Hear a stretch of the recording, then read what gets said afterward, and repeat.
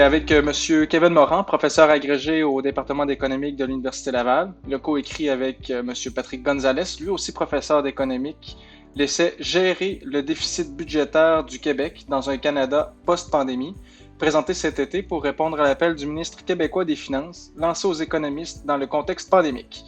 Monsieur Morin, quelles ont été vos réflexions dans le cadre de cette analyse? En fait, donc, la note que l'on a écrite propose, pas vraiment une analyse, mais certaines réflexions à propos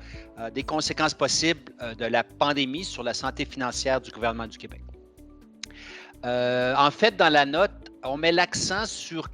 2-3 facteurs, notamment sur le fait que le gouvernement provincial doit naviguer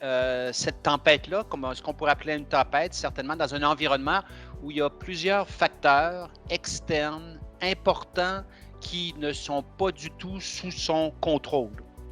Un des facteurs externes importants mentionnés dans la note,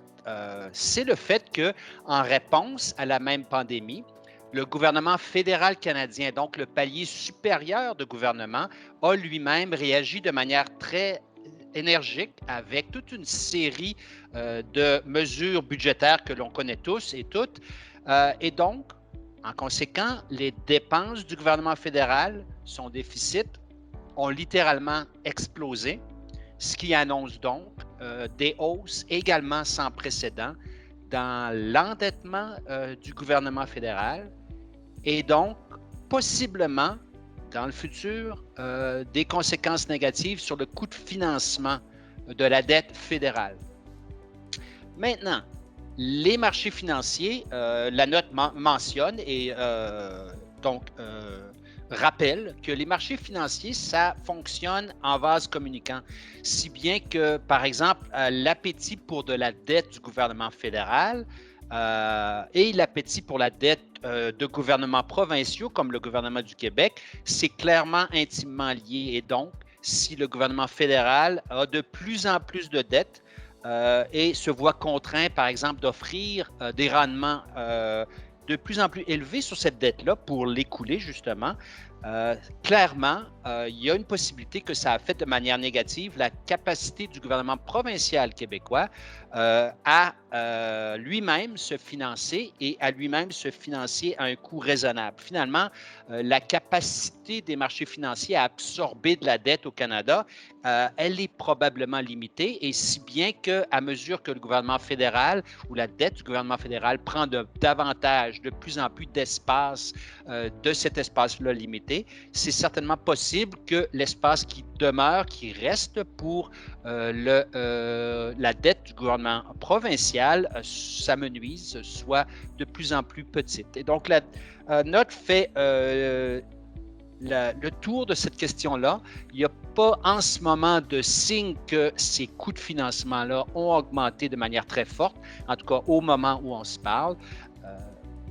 À la fois pour le gouvernement fédéral et pour le gouvernement provincial, mais c'est certainement possible que c'est quelque chose qui va survenir dans un futur qui soit proche ou même un peu plus lointain et qui donc affecterait la politique budgétaire du Québec.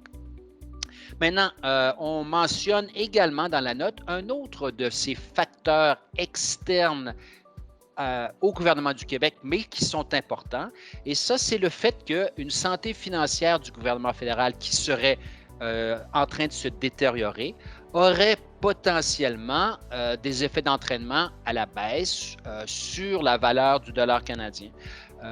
dans les marchés de change. Or, une valeur à la baisse du dollar canadien sur les marchés de change, ça peut avoir des implications pour l'économie du Québec, ça peut avoir des implications pour les dépenses et les revenus du gouvernement provincial, encore une fois dans un contexte où le gouvernement provincial doit composer donc avec beaucoup de problèmes et est affecté par des facteurs comme ceux que j'ai mentionnés que le gouvernement ne contrôle pas. Et donc finalement, cette note-là propose donc